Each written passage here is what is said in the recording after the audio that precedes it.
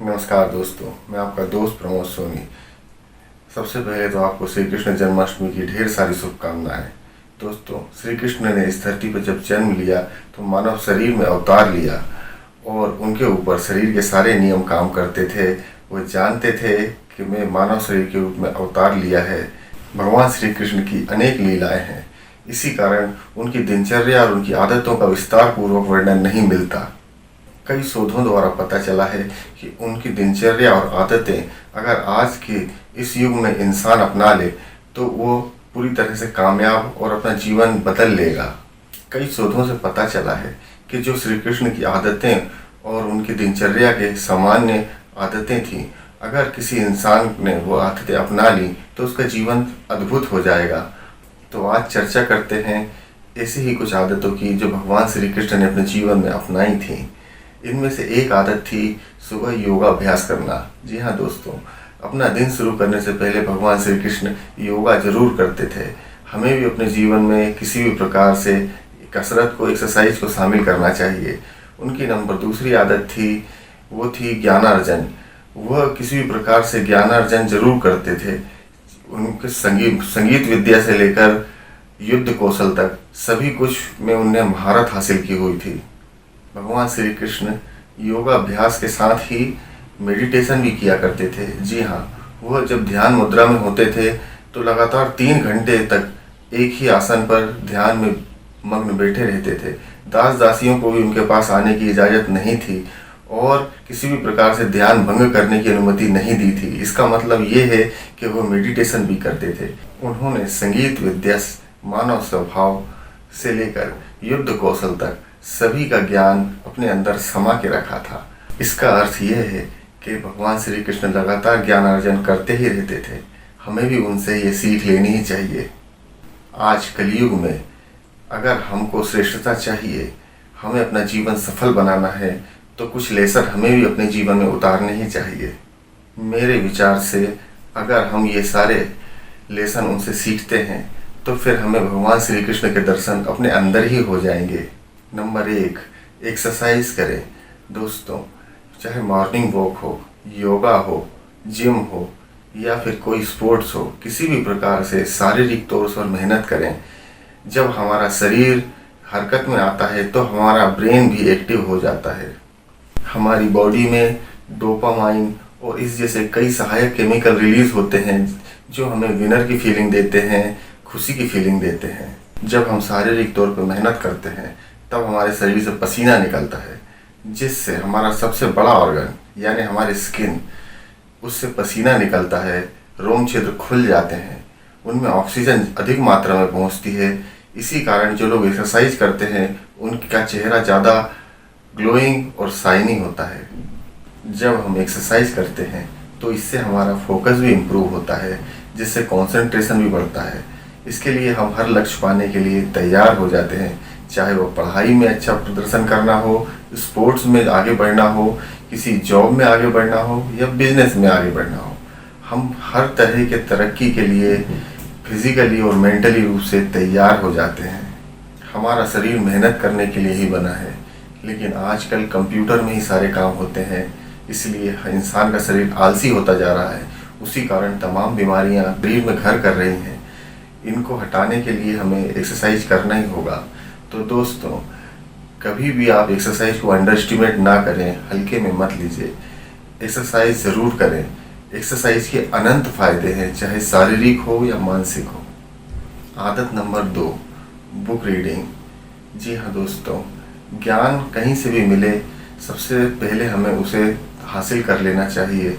हमें नई स्किल सीखनी चाहिए, नई नई किताबें पढ़नी चाहिए।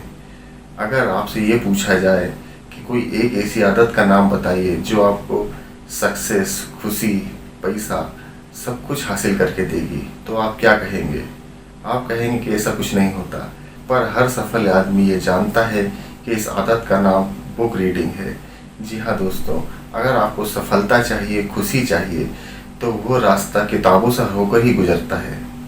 मैं यहाँ पर आपको बता देना चाहता हूँ कि मैं जिन बुक की बात कर रहा हूँ वो सेल्फ हेल्प की बुक हैं, जिनसे हमें कुछ सीखने को मिलता है, ज्ञान की बातें होती हैं। एक सर्वे के दौरान कई सारे सफल लोगों से जब ये सवाल पूछा गया कि अगर आपको कोई एक सुपर पावर दी जाए तो आप क्या लेना चाहेंगे, तो हैरानी की बात यह है कि उनका जवाब लगभग समान था। लगभग सभी लोगों ने यही कहा कि तेज़ी से बुक पढ़ने की काबिलियत।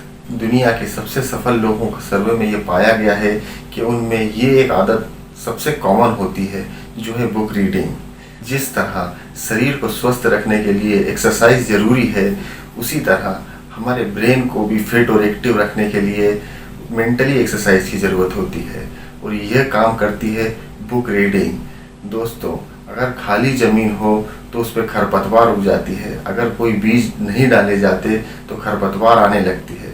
उसी प्रकार जब हमारा दिमाग पूरी तरह से खाली होता है तो उसमें आसपास की नेगेटिविटी भर जाती है, कूड़ा कचरा भर दिया जाता है न्यूज़ चैनलों द्वारा, टीवी के प्रोग्राम्स द्वारा। एक रिसर्च द्वारा ये पता चला है कि अगर एक व्यक्ति रोज़ सिर्फ 2 पेज भी पढ़ता है तो उसमें डिप्रेशन और अल्जाइमर जैसे कई रोगों की होने की संभावना बहुत कम हो जाती है। हमारे साथ खुशनसीबी ये है कि हमारे देश में कई सारी सेल्फ हेल्प की बुक्स हैं, और इसके साथ हमारे धर्म ग्रंथ गीता जैसे महान हैं जिनसे हम बहुत कुछ सीख सकते हैं। उसके बावजूद जब हमारा ग्रेजुएशन कंप्लीट हो जाता है या हमारा एजुकेशन कंप्लीट हो जाता है, उसके बाद हम किताबों को कभी हाथ नहीं लगाते, और ये सबसे बड़ी गलती करते हैं। दोस्तों, एक कहावत है जिसका अर्थ है कि अगर कोई पढ़ा लिखा व्यक्ति अगर नहीं पढ़ता तो उसमें और अनपढ़ में कोई फ़र्क नहीं है। तो ज्ञानार्जन के लिए, अपने को आगे बढ़ाने के लिए बुक रीडिंग की हैबिट बहुत ज़रूरी है। तो किताबें पढ़ने की आदत डालिए। आदत नंबर 3, मेडिटेशन। जी हाँ दोस्तों, अगर हम इंसानों को सबसे अनमोल कोई तोहफा मिला है ईश्वर की तरफ से तो वह हमारा ब्रेन है। सोचिए, अगर आपका दिमाग इतना विकसित ना होता तो हम इंसानों और पशुओं में कोई अंतर ही ना होता। प्रकृति के दिए इस अनमोल तोहफे का हमने दुरुपयोग किया है।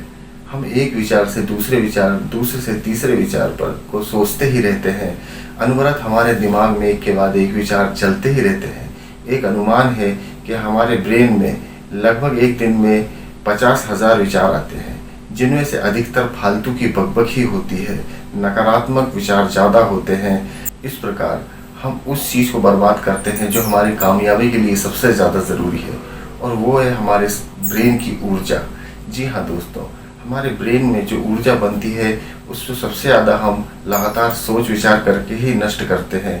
हम व्यर्थ की चिंता करके 1 घंटे में ही इतनी ऊर्जा बर्बाद कर देते हैं जितनी एक किसान 6 घंटे एक खेत में मेहनत करने के बाद खर्च करता है, जिसके कारण हमारा शरीर, हमारे रिश्ते, हमारा टैलेंट और हमारा भविष्य सभी को सफ़र करना पड़ता है, नुकसान उठाना पड़ता है। इसका इलाज किसी प्रकार की दवा दारू में नहीं है, क्योंकि किसी भी प्रकार की दवा दारू हम पर उल्टा असर करती है और नकारात्मक विचारों को आमंत्रित किया जाता है, जिस कारण हम और ज़्यादा गड्ढे में चले जाते हैं। अगर हमको इन सब से निजात पाना है तो हमें अपने धर्म गुरुओं के पास लौटना होगा। हमारे धर्म गुरुओं ने कई सालों पहले ही खोज कर ली थी ध्यान की, मेडिटेशन की, जो हमें इन सारी परेशानियों से निजात देता है। मेडिटेशन का किसी भी धर्म से कोई लेना देना नहीं है, कोई भी इसे कर सकता है। मेडिटेशन का अर्थ है अपने मन की बकबक को शांत करना एवं अपने विचारों को कुछ देर के लिए स्थगित कर देना, शांत कर देना। जब हम अपने विचारों को शांत कर कर अपने अंदर झांकते हैं तब हमारे साथ चमत्कार होने लगते हैं। आप देखेंगे कि आप में सहन शक्ति का विकास हो गया है, आप ज़्यादा सकारात्मक हो गए हैं, आप ज़्यादा खुश हो गए हैं, आप ज़्यादा खुश और ज़्यादा शांत रहने लगे हैं, आपके डिसीजन भी ज़्यादा इफ़ेक्टिव हो गए हैं और गुस्सा आपको छू भी नहीं पाता। यही नहीं, आपके शरीर के अंग अन्यों पर भी इसका सकारात्मक असर पड़ता है। आपका हृदय सुचारू रूप से चलने लगता है, आपका ब्लड सर्कुलेशन इम्प्रूव हो जाता है, आपकी आंखों में एक चमक आ जाती है और आपके उत्साह में वृद्धि होती है। ये सब देख के लोग आपसे कहेंगे कि आप ऐसा क्या कर रहे हैं कि आप में इतने सारे परिवर्तन आ गए। ये सब ईश्वर ने आपको बिल्कुल मुफ्त दिया है। बस आपको इसके लिए हिम्मत करनी होगी, साहस जुटाना होगा कि आप दिन में आधा घंटा किसी भी प्रकार के मेडिटेशन के लिए निकालें। अगर आप कहते हैं कि आपके पास समय नहीं है तो आप एक बहुत बड़ी गलती कर रहे हैं।